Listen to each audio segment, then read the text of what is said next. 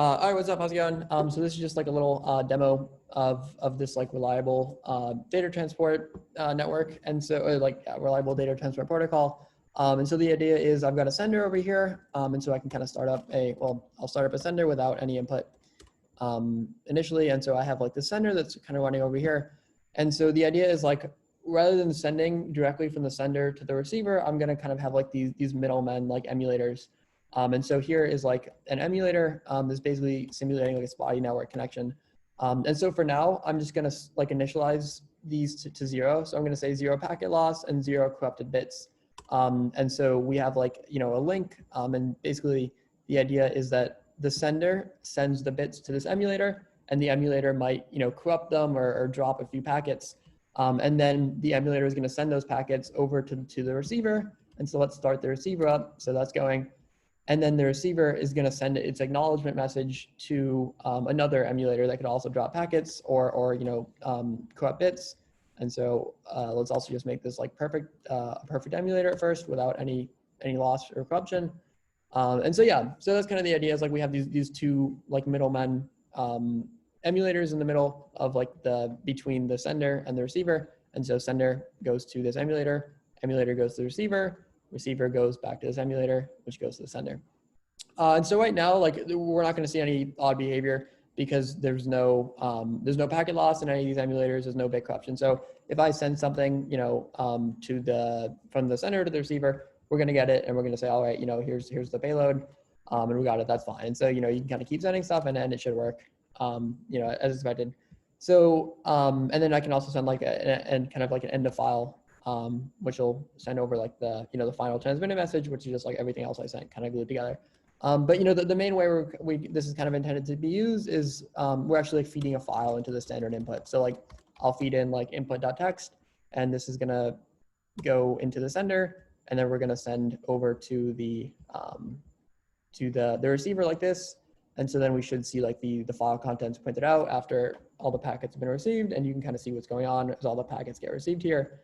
And so here we see like, okay, here's the file I wanted to transmit, and it, no problem because there's no issues with our network connection. So then the idea is like, all right, let's kind of make some issues with our network connection, right? So let's like stop this and let's restart it. But let's say that like 20% of packets get dropped from the sender to the receiver. And then let's also say that 20% of packets get dropped from the receiver to the sender. So now we've got these like spotty network connections that are going to drop some packets. And the question is, are we still going to get this? Maybe it'll take a little longer because we're going to have to resend packets, but we don't want any information to be lost. And so let's do that. So let me start this up, and I'm going to feed in the same file. And so let's see what happens. So, okay, first one made it fine. That's fine. Made it back fine. Yep, we don't see any losses. So this is going fine. And so we'll see if we actually kind of encounter any losses here. So we can see an acknowledgement message got discarded. And so this is going to cause a duplicate packet to be sent, right? So like we got pretty lucky here. There's only one loss in the entire thing. But you can see right here that we got a duplicate packet, which was expected because what happened was like one of the acknowledgement messages going from the receiver back to the sender like it didn't make it. It got like dropped by this emulator. And so the sender was like, all right, I didn't get an acknowledgement message within this like certain amount of time, this timeout time. So I'm going to send the same packet, the exact same packet. And so the receiver was like, oh, well, I see that I got this duplicate. So it's like, I got this duplicate packet. And so pretty much just like, ignore that, but just send the acknowledgement back again. And so that's kind of what's going on there. So the important part is that the receiver can actually detect like it's a duplicate packet. Yeah, and so the important, like at the end of the day, we actually got this final transmitted message with all the information that we need. Okay, so now let's make things a little more interesting by actually adding some bit corruption into the network. So I'm going to start up my emulator, but I'm adding this like -B200 flag, which is kind of like making some of the bits get corrupted. I'm going to do the same thing over here. And so again, this is kind of simulating some sort of like bad network connection that corrupts some of the bits. And we also have some loss going on here too. So let me start up the receiver, and then I'm going to do the same thing I did last time with the sender, and I'm going to kind of feed an input file into this. Okay. So we can see that we are sending packets and we're getting some like bit corruption over here. And so we can kind of see over here, like there's definitely some corruption going on, both to the receiver and also from the receiver to the sender. So again, we also have some corruption here.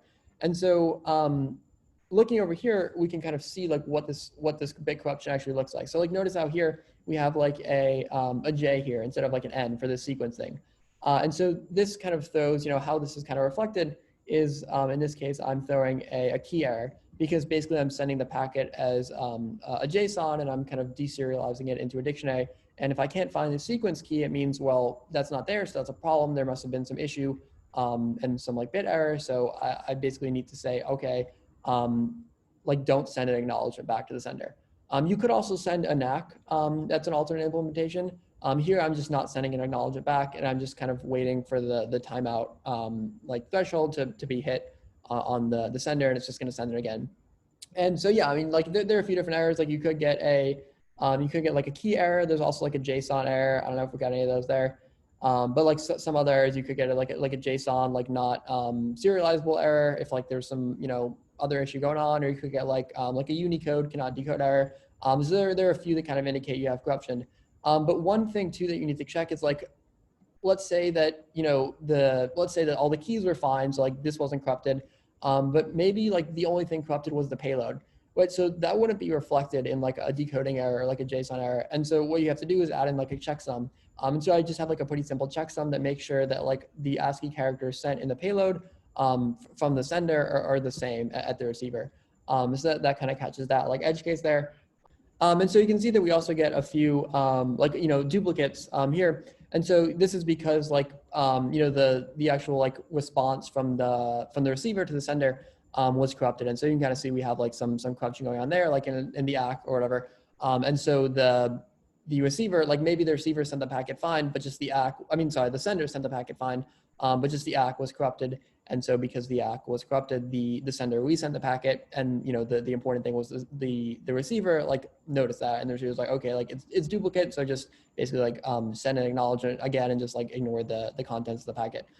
Yeah, and so the important thing here is that we can see like sure we had some errors along the way with like some weird kind of like bit flipping errors or like bit corruption errors, but at the end of the day we got the message that we expected.